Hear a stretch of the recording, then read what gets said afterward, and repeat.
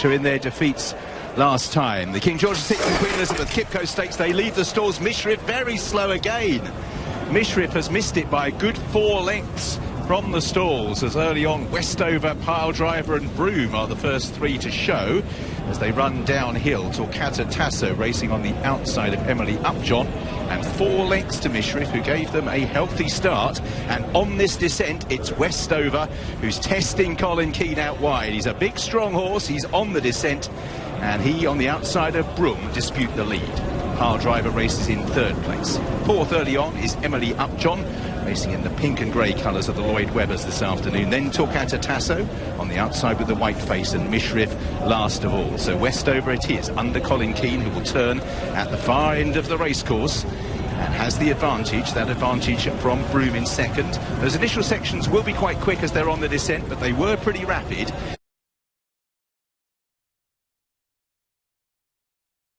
It up on the inside of PJ McDonald, the red cap on Pyledriver, who's ahead of him in 3rd position. René Pichalook is next on Torquato Tasso, the white-faced chestnut alongside Emily Upjohn, and then James Doyle on Mishrif is a length and a half behind those as they come down the side of the course. They're already halfway in the race of the season, and they're well stretched out. In front, Broom is coming up on the outside to take on Westover.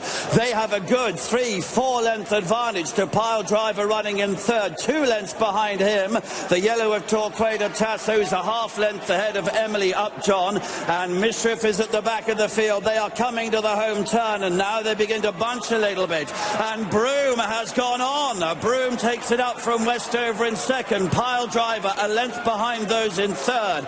Torquato Tasso is moving into 4th, Emily Upjohn is next, Mishrif is closing on those. The red cap on the right, Pyledriver comes up on the outside to take it up. The longest priced runner has taken the lead. Broom in 2nd, Mishrif is out after them in 3rd.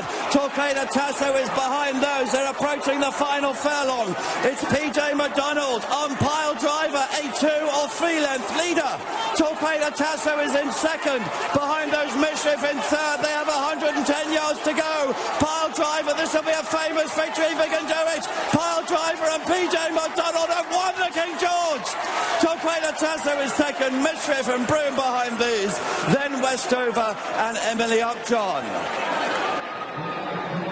What a performance. It's Pyledriver who storms to success for William Muir and Chris Grassick.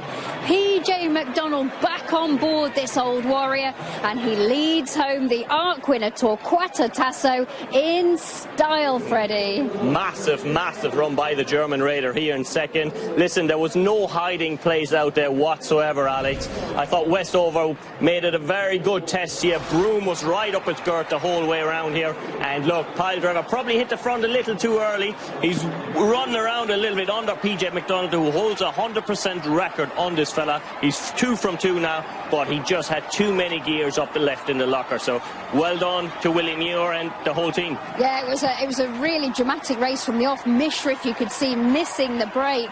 Torquato Tasso, I think it's fair to say, Kevin, didn't look completely at home on this ground, but Pyledriver is a wonderful individual. I'll get Kevin's thoughts in just a moment, but Hayley, down to you. What a thriller and what a result.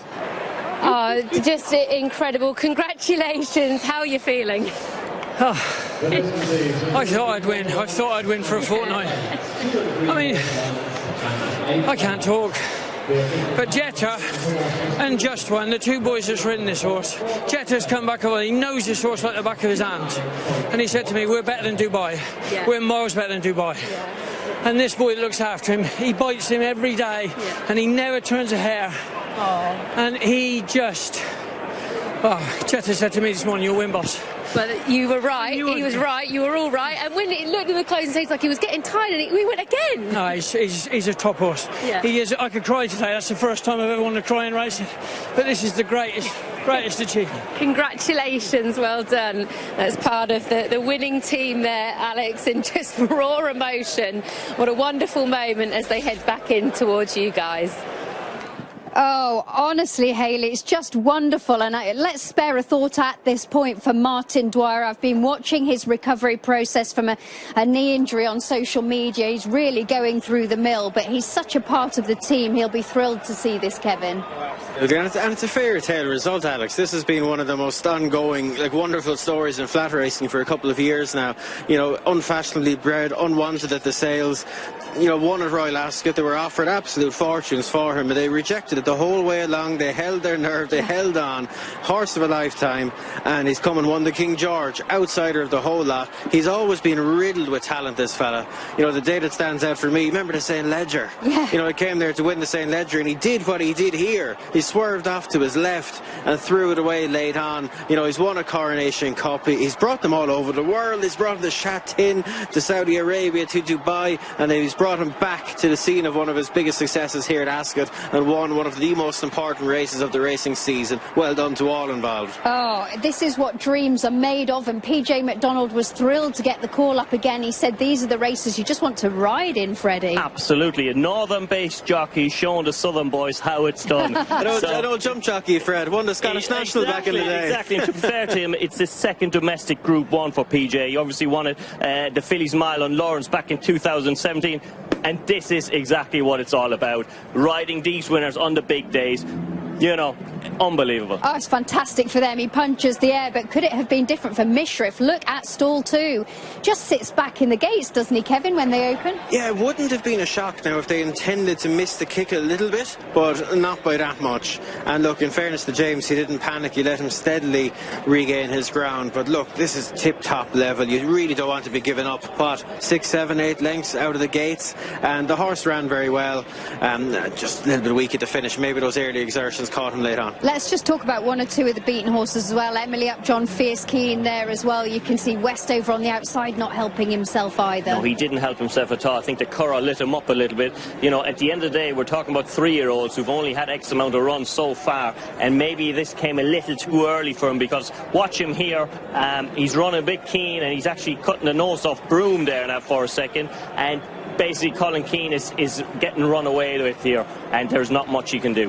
Look, I think everyone expected Broom to go, you know, and even the strong pace after what we saw at Ascot, but this was a different race, and it looked like Ryan set out to dictate, and Westover was so keen in Colin's hands. They didn't do each other any favours. Ryan came back at Westover here. Colin would have been saying, just leave me alone. But look at the eventual winner here, Kevin, in third, getting a beautiful toe into it. Torquato Tasso, watch his head carriage here. That suggests to me, Kevin, he's not really too fond of that firm ground. Would you agree? Yeah, you can see him lift, you know, that's his action. He lifts his knee quite high, you know, and he's run a belter. He's run all the way to the line. But really, Piledriver did, as you say, get a beautiful spin around, because one thing that's held him back over the years is he's just strong, he's free, he's not efficient, and he got a beautiful cover pace in front of him. Ideal way for it to pan out for him. You know, there have been some wonderful stories in horse racing over the years, going all the way back to Far Lap. Movies have been made and books have been written, and Jamie and Jim, I think Piledriver has made his own spectacular story. He does. Wherever there's an apple cart, he will upset it. Did it in the King Edward, the 7 Stakes around here, did it in the Great Voltager and in the Coronation Cup. He had the perfect draft around whilst Broom and Westover went toe-to-toe, and they went at it some way out, Jim. Yeah, they did. I mean, it's a bit of an odd race to try and assess. I mean, on the day, Piledriver's beaten high-class horses. He's beaten them decisively. He's wonderfully genuine. He was clearly at the top of his form, but you're left with a but. Yeah, and the but involves two things. Mishrif found little, having looked a real threat 2 furlongs out, and it's not just the stamina, it just seems that something else was bothering him this day, because he's beaten a long way. And the other story is the 3-year-olds. Yes, there are mitigating circumstances in that Westover was involved in that battle, a prolonged battle with Broom, and Emily Upjohn just didn't drop the bridle today, Jim. No, she didn't race properly at all, did she? She was, you know, it can't be stressed that they appeared to go a very, very strong gallop from the outset. So you'd have thought the horse dropped in behind like her would have relaxed, but she didn't at all. Torquato Tasso emerges with credit. Yeah, we know how effective he is under totally different conditions to these, and to an extent he's obviously coped. Whether they were ideal for him remains to be seen, but, you know, he's clear of the others. You can't make too many excuses for him. When Enforcer finished 4th, Alex, in the 2006 King George behind Hurricane Run, I bet William Muir thought that was his one and only shot at trying to win a race of this nature. But hey, guess what? 6 years later, here comes Piledriver. Do you know, it's just one of the most heartwarming stories, isn't it? And we know William Muir for being an optimist. He adores his horses, and it's just so wonderful to hear him speak about this wonderful horse that he's managed so well. And it sounds like his groom has to go through the mill on a daily basis as well. They can be a little bit of a handful, these colts and full horses, can't they? And he probably won't mind now. It's something that he will easily forgive him for. 18-1. He'll forgive Piledriver anything if you backed him at that price. Stay with us. Won, I think, last time, beat some modest performers, shall we say, but obviously people think that this horse is very well handicapped.